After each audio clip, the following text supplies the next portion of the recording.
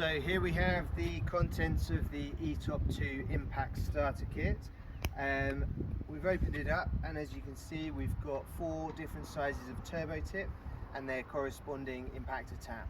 So you can create a hole and you can then thread a hole at all the most common sizes in a very handy sized kit that you can take in the van, easily transport around site, or use any place needed at height, not a problem at all. Lightweight, compact, easy to use. Also in the kit we have 3 impactor step cutters, perfect for enlarging existing holes. So they have 5 cutting diameters on each product, with a up to 12 mil cutting depth on each step.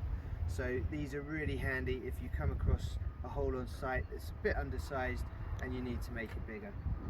So those range from first starting size 8 mil, and they go all the way up in this kit to 26 mil.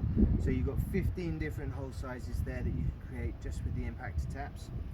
And with the turbo tips, we're going 6.8, 8.5, 10.5 and 14, and the corresponding sized impactor taps.